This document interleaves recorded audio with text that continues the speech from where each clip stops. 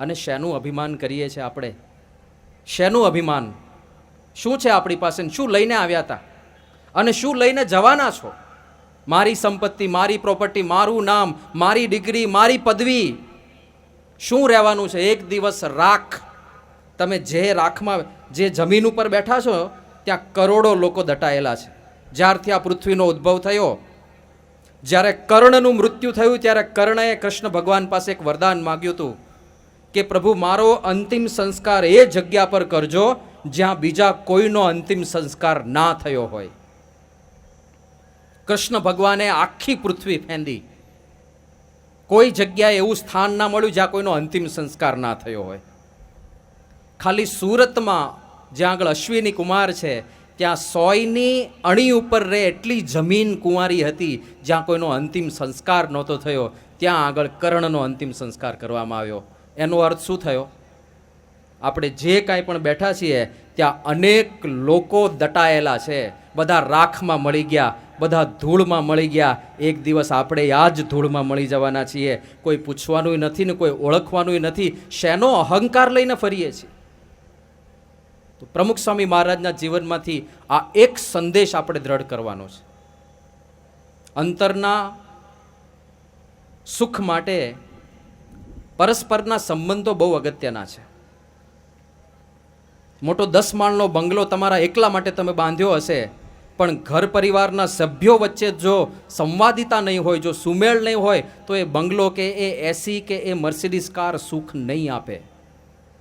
અને સંબંધો સુવાળા કરવા માટે અહંકારની દિવાલ તોડીને સામેથી પહોંચવું પડશે. ભલે આપણી ભૂલ ના હોય તો એ માફી માગવી પડશે. માગી છે પ્રમુખ સ્વામી મહારાજે. અરે નાના બાળકની માફી માગી છે એમણે. એક વખત મંચ ઉપર બેઠા હતા પ્રમુખ સ્વામીજી. એક બાળક પ્રવચન કરતો હતો. હવે કોઈ પણ પ્રસ્તુતિ એમની સામે થતી હોય, કોઈ પણ પ્રસ્તુત કરતાને એવી ઈચ્છા રહે કે પ્રમુખ સ્વામી મહારાજ સાંભળે મને. અને સ્વામી સાંભળતા હતા એકદમ ધ્યાનથી. હવે બન્યું એવું કે એક સંતને અર્જન્ટ કામ પડ્યું પ્રમુખ સ્વામી મહારાજનું. એ બાપા પાસે આવ્યા અને સ્વામીને પ્રશ્ન પૂછ્યો કે બાપા, એક આવો અર્જન્ટ પ્રશ્ન આવ્યો છે, શું કરવું? એટલે 5-10 સેકન્ડ માટે પ્રમુખ સ્વામી મહારાજ પેલા સંત સાથે વાર્તાલાપ કરવામાં જોડાયા. આ બાજુ પેલો બાળક એ પ્રવચન કરતા કરતા અટકી ગયો.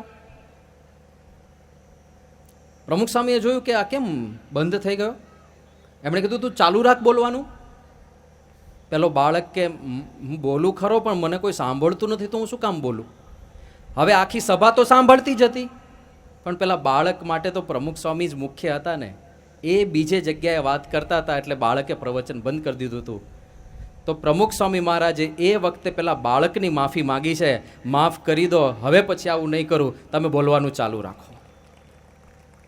આટલા મોટા સંત આ કક્ષા ઉપરથી એક બાળકની બધાઈની હાજરીમાં માફી માગી શકતા હોય તો જેની સાથે આપણે આખી જિંદગી વિતાવવાની છે, જે આપણા સુખ દુઃખના સંગાથી બનવાના છે, એવા આપણા મિત્રો કે પરિવારજનોથી કાંઈક ભૂલ થઈ ગઈ હોય કે આપણાથી કાંઈક બોલાઈ ગયું હોય તો એની માફી આપણે ના માગી શકીએ? એને ખાલી આ 2 શબ્દો ના કરી શકીએ કે મારી ભૂલ થઈ ગઈ, માફ કરી દો? આટલું નહીં? એટલો મોટો અહંકાર કે આટલું ના બોલી શકીએ? અને પ્રશ્નો કંઈ બહુ મોટા નથી હોતા, નાની નાની બાબતોના જ ઝઘડા હોય છે. તમે જરાક સૂક્ષ્મતાથી વિચાર કરો તો કાંઈ નથી હોતું પાછળ. તો એ અહંકાર છોડી દઈએ. આ પહેલો મેસેજ અને બહુ મહાન મેસેજ. હમણાં ડૉક્ટર APJ અબ્દુલ કલામની એક નાની ક્લિપ આપણે જોઈ. કલામજીને પ્રમુખ સ્વામી મહારાજ ઉપર પુસ્તક લખવાનો વિચાર આવ્યો.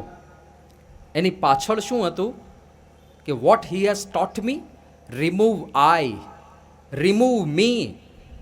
પ્રમુખ સ્વામી મહારાજની અંદર અહમ અને મમત્વ નથી, એટલે અહમ દૂર કરો, મમત્વ દૂર કરો. એ પ્રમુખ સ્વામી મહારાજે મને શીખ્યું છે અને એટલા માટે હું કહું છું કે એ મારા અલ્ટિમેટ ગુરુ છે, એ મારા પરમ આધ્યાત્મિક ગુરુ છે. અને એટલા માટે એમને પુસ્તક લખવાનો વિચાર આવ્યો કે આવા મહાન સંત જે અહમ મમત્વથી પર થઈ ગયા. અહમ મમત્વ ગયું એટલે સમજવાનું કે ભગવાન વશ થઈ ગયા. હું ટળે હરી ઢૂંકડા, તે ટળાય દાસે રે. અહંકાર ટળ્યો તો ભગવાન નજીક આવી જાય. પણ એ અહંકાર ટળે કેવી રીતે? ખાલી ઈચ્છા રાખવાથી નહીં ટળે. પ્રમુખ સ્વામી મહારાજને અહંકાર કેમ નહોતો?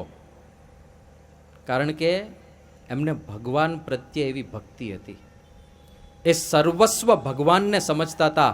જે કાંઈ પણ થાય છે ભગવાનના બળથી થાય છે એવું પોતે અંતરથી સમજતા હતા. અને એટલા માટે જ ક્યારેય બોલ્યા નહીં કે આ મેં કર્યું છે.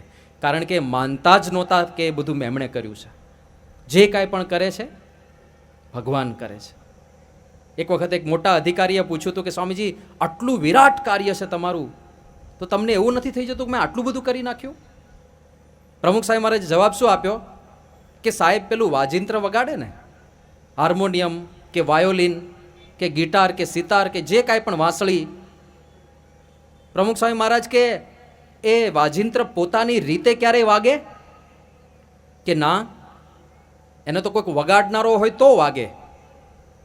તો પ્રમુખ સ્વામી મહારાજ કે અમે તો ઇન્સ્ટ્રુમેન્ટ છીએ, વાયોલિન વાંસળી છીએ, વગાડનાર તો ભગવાન છે. એટલા માટે અહંકાર ક્યાંથી આવે? ક્યાંથી અહંકાર આવે? એમની અહમ શૂન્યતા પાછળ એમની પરાભક્તિ, ભગવાનનો મહિમા હતો. અને હકીકત પણ આ જ છે, જે કાંઈ પણ થાય છે ભગવાનને આપણને આપેલી શક્તિથી થાય છે.